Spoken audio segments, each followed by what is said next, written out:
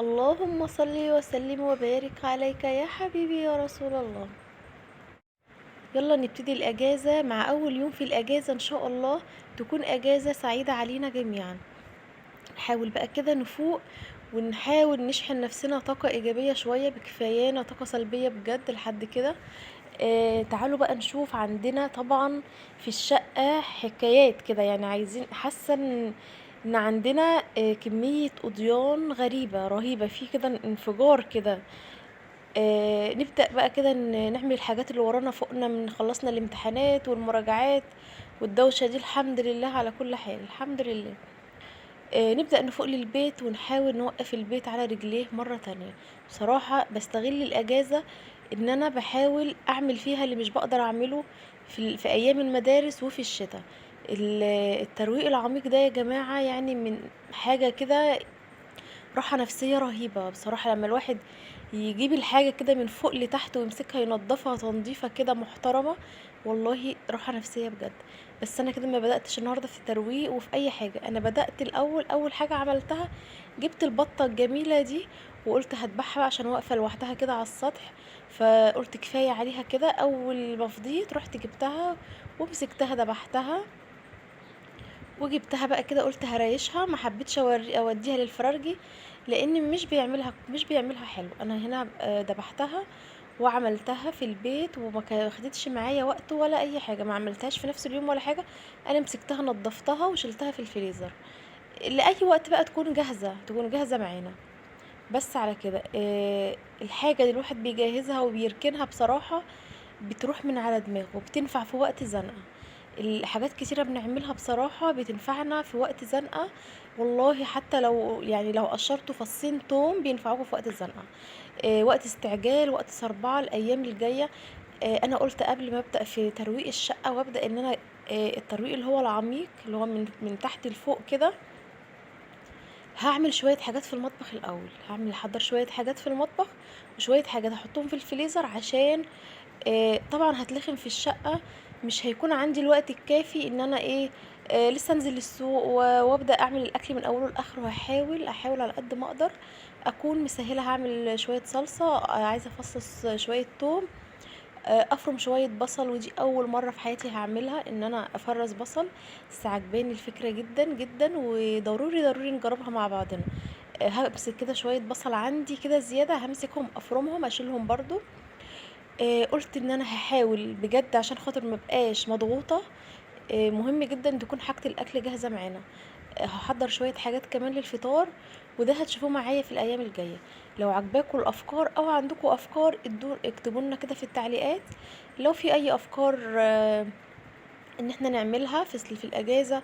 بس انا بصراحه دي اول حاجه واهم حاجه عندي.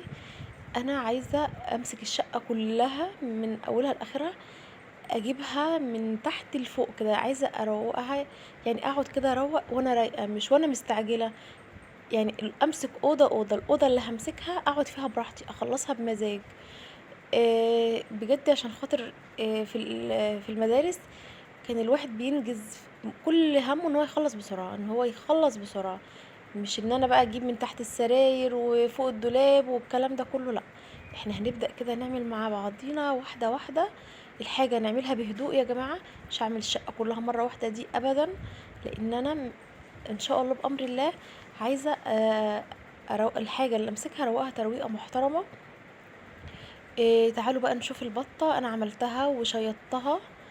شلت كل الريش اللي فيها الاول، شلت كل الريش اللي فيها الاول الصغير، وبعد كده شيطتها على النار. وهبدأ بقى اشيل الزوايد اللي فيها. انا الحاجات دي يا جماعة انا كنت بعملها كده بالليل. ذبحتها يعني تقريبا صليت المغرب ودخلت ذبحتها ونضفتها خلصتها. في اليوم ده كنت عاملة بيتزا ما صورتهاش. عجنت البيتزا عبل ما العجينة اختمرت، ما كملتش حاجة طبعا. كنت مخلصة دكر البط ونضفته. هفتحه بقى كده زي ما انتوا شايفين معايا. الحاجات دي بتسهل جدا. تغسلوا الفراخ تتبلوها تحطوها في التلاجة. حاجات كده بتسهل علينا. شوية صلصة، تحضروا خلطة السمك، خلطة البتنجان. حاجات كده يا جماعة شجعوني بصراحة، وعايزاكم تدوسوا لايك كده لو عجبكم الفيديو. عشان خاطر يعني لو عجباكوا الروتينات ان انا ايه اركز واطول في الروتينات شوية اكتر من الوصفات. هشيل بقى كل الزوايد كده واحاول انضفها على قد ما اقدر. دوسوا لايك للبطة الجميلة دي، ان شاء الله هنعملها مع بعضنا في يوم، نعمل عليه احتفال بقى كده.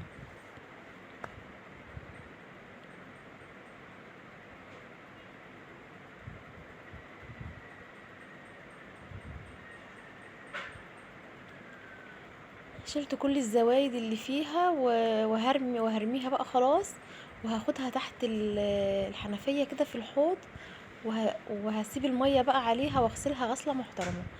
هوريكم انا مع يعني بغسلها ازاي في الفيديو الجاي ان شاء الله، او لما اجي اعملها، يعني لما اجي اعملها كده هوريكم المقطع اللي انا غسلتها فيه ونقعتها في خل وليمون ودقيق طماطم. يعني حاجة اللي عندكم حطوه، الحاجة دي متربية في البيت ما فيهاش اي زفارة. الحاجة اللي بتتربى في البيت ما بيكونش فيها اي زفارة، خلف اللي احنا بنجيبها من بره بصراحة بكون مستغربة. بيكون في فرق في الريحة كده يا جماعة غريبة، في ريحة زفارة من الحاجة اللي بنجيبها من بره. حتى الفراخ والله البيضة لما بنربيها في البيت بتكون ريحتها حلوة، غير ريحة الفراخ اللي من بره بيكون في طول ما انا بغسل فيها شامة في زفارة. حاجة غريبة قوي. هنحاول كده نتعب، يعني هنتعب نفسنا شوية، هنتعب نفسنا شوية، بس هنكون واخدين حاجة نظيفة وحاجة مضمونة، اهم من نظيفة بصراحة. تكون حاجة مضمونة، ولا واخدة ادوية ولا واخدة اي حاجة. دكر البط يعني معايا مش ما كبرش قوي زي اللي عند الفرارجي، بس هو حلو.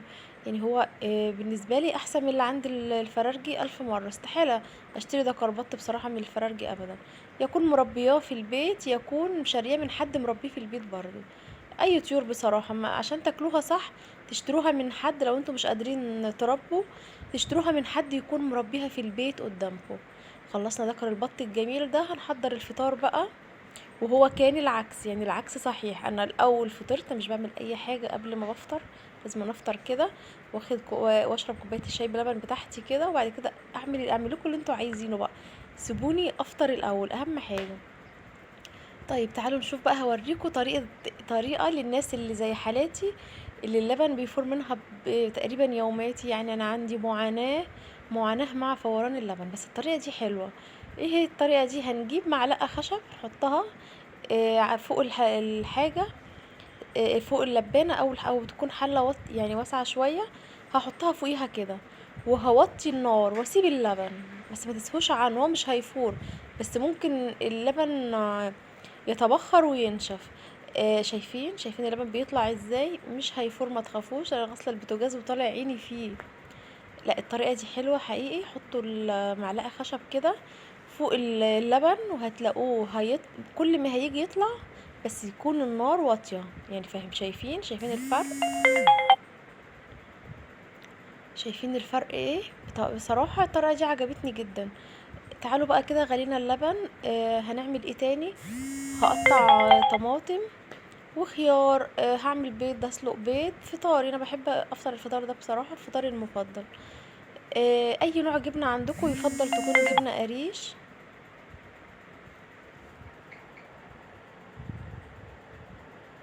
مهم جدا نحط اي نوع خضار معانا في الفطار او في الغداء، اي نوع فطار او اي نوع خضار، خيار طماطم، حاجات بسيطه يا جماعه. جرجير، حاجه كده تكون خضرة على الفطار، مهمه جدا والله. مهمه جدا كمان للناس اللي عندها انيميا وعندها ضعف. طبعا يفضل يكون الجبنه قريش، بس مش بنلاقيها على طول جنبنا، فلما مش بلاقيها فبجيب الجبنه دي، طعمها حلو برضو. هصب بقى شاي بلبن كده ليا، واصب لهم هم لبن. والله بجد الحاجه اللي بنجهزها ونحطها، يعني انا حسيت براحه نفسيه لما ذبحت ذكر البط ده ونضفته وشيلته في التلاجة. انا حسيت براحه نفسيه، الحاجه اللي بنحضرها بتروح على دماغنا. عايزين نستغل الاجازه، مش هنقضيها كلها في الترويق، بس انا عارفه ان احنا اكتريتنا طالعين كلنا من الامتحانات ومن الدراسه، بجد الشقق طالع عينيها، الشقق مهلكه. لا انا بجد اليومين الجايين دول كلهم شاركت